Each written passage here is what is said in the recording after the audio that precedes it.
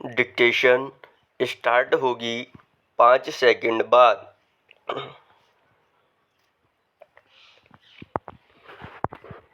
Start. महोदय, भारत ही नहीं सारी दुनिया आज विज्ञान और प्रौद्योगिकी के द्वारा लाए गए परिवर्तनों के कारण महान परिवर्तनों की ड्योढ़ी पर खड़ी है। इन चीज़ों ने लोगों के जीवन को बदला तो है, किंतु केवल ऊपरी तौर पर। आज हमारे पास ऊंची ऊंची और सुंदर सुंदर इमारतें हैं। खेती बाड़ी के कुछ आधुनिक तौर तरीके भी हमें मालूम हैं, लेकिन आज हमें एक नए प्रकार के मानव की आवश्यकता है। ऐसा मानव जो विस्तारशील ज्ञान को वास्तविक उच्च जीवन के लिए उपयोग कर सके। मेरे विचार से गांधी जी ने यही करने का प्रयत्न किया, एक मानव निर्माण करने का। मैं नहीं कह सकती कि मनुष्य का स्वभाव जैसा है उसे देखते हुए आज की दुनिया में ऐसा करना संभव होगा या नहीं, किंतु इस दिशा में प्रयत्न करना उपयुक्त होगा और केवल बुद्धिजीवी ही इस तरह का प्रयत्न और दूसरों का मार्गदर्शन कर सकते हैं। पहला, आज दुनिया बहुत छोटी हो गई है और हम अलग अलग खानों में बंटकर नहीं रह सकते। हमें अपने लक्ष्य प्राप्ति के लिए कहीं अधिक एक होकर रहने की आवश्यकता है। हम लोकतंत्र में विश्वास करते हैं। एक तो संसदीय प्रणाली की सरकार के अर्थ में, दूसरे उस तरीके में जिस तरीके से हम अपनी पार्टी में और अन्यत्र काम करते हैं। पर लोकतंत्र रूपी हमारा ताज़ा पानी कभी कभी जातिवाद, सांप्रदायिकता और सामाजिक रीति रिवाजों इत्यादि के सड़ते गड्ढों में बंद हो जाता है। आपके पास लोकतंत्र है, आपके पास वोट देने का अधिकार है, या आप अपने विचारों को खुलकर प्रकट नहीं कर सकते हैं। इन सब के तब तक कुछ अर्थ नहीं होते जब तक आप इस प्रक्रिया से सामाजिक जीवन में परिवर्तन की नई धाराएं उत्पन्न नहीं कर देते, जो हमारे लोगों के हर वर्ग और स्तर में समा जाएं।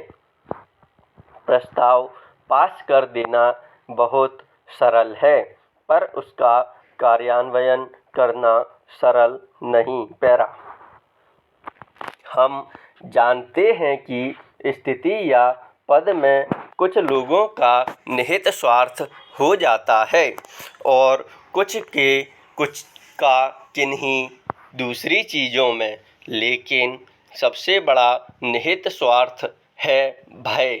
जो जाना पहचाना है उसे परिवर्तित करने का भय। हम जानते हैं कि अमुक चीज़ बुरी है, फिर भी हम उसे परिवर्तित करने से डरते हैं।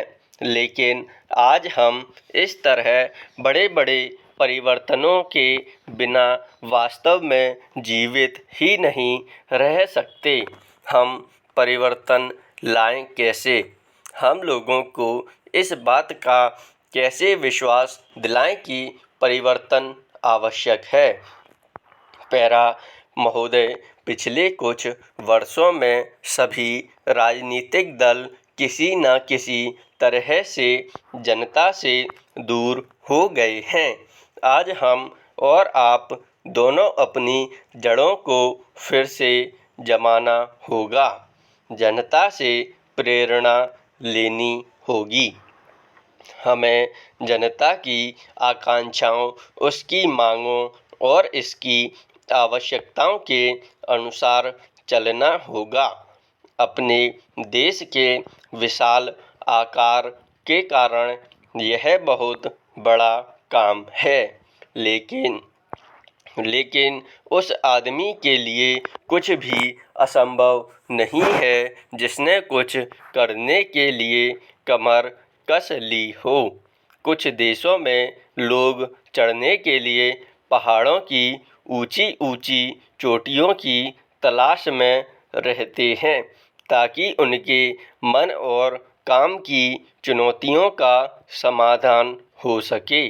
कुछ दूसरे छोटी छोटी नावों में सागरों और महासागरों को पार करने के लिए निकल पड़ते हैं। ये सब असाधारण उद्यम हैं, किंतु हमारी चुनौतियां तो हमारे दरवाजे पर ही दस्तक दे रही हैं। हमें ऊंचे ऊंचे पर्वतों पर या गहरे सागरों तक जाने की आवश्यकता नहीं है। हमारे हर गांव में गरीबी है और घर घर में जात पात है। ये वे पर्वत हैं जिन पर हमें चढ़ना है और ये वे महासागर हैं जिन्हें हमें पार करना है। मुझे मालूम है कि हम में वह शक्ति है। मैं जानती हूँ कि हम में क्षमता है। केवल प्रश्न है करने का और मैं आशा करती हूँ कि यह सम्मेलन उस दिशा में ले जाने वाला एक छोटा सा कदम होगा। आदमी के चंद्रमा पर पहुँचने के बाद किसी ने कहा था कि वह कदम रखने वाले के लिए छोटा सा कदम है, किंतु मानव जाति के लिए बहुत बड़ा कदम था। अतः मेरे विचार से आप कह सकते हैं कि आपके लिए यह छोटा कदम होगा, लेकिन यदि आप सफल हुए तो भारत के लिए यह महान कदम होगा।